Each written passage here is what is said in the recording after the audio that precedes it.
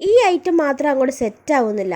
എന്താണെന്നല്ലേ, ഹൽവ. ഞാൻ കഴിഞ്ഞ 2 വർഷം മുമ്പ് ഒരു ഹൽവ ട്രൈ ചെയ്ത് നോക്കി. അന്ന് ഞാൻ കഞ്ഞിവെള്ളം കൊണ്ടായിരുന്നു ട്രൈ ചെയ്തത്. ഇന്ന് ഞങ്ങൾ മത്തം വെച്ചാണ് ട്രൈ ചെയ്തത്. ഇന്നും ആ സെയിം അവസ്ഥ തന്നെ കിട്ടിയിട്ടുണ്ട്. ഫ്ലോപ്പായി പോയി ഹൽവ. എന്താണെന്നുള്ള ലാസ്റ്റ് പറയാം. പിന്നെ ഈ റെസിപ്പി ഒന്നും നിങ്ങൾ കണ്ടുപഠിക്കണമെന്ന് ഞാൻ ഒരു നിർബന്ധവും പറയില്ല. നിങ്ങൾക്ക് താല്പര്യം ഉണ്ടെങ്കിൽ മാത്രം നിങ്ങൾ ഉണ്ടാക്കി നോക്കുക. എന്താണ് റെസിപ്പി ഞാൻ പറഞ്ഞുതരാം.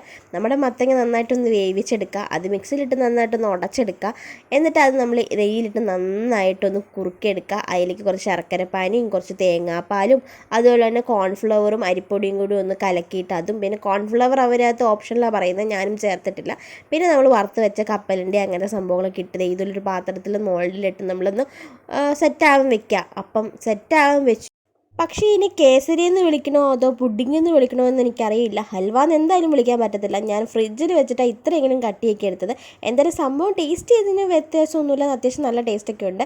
ഇനി ഞാൻ ജീവിതത്തിൽ ഹൽവ ഉണ്ടാക്കത്തില്ല. അപ്പോൾ ബൈ.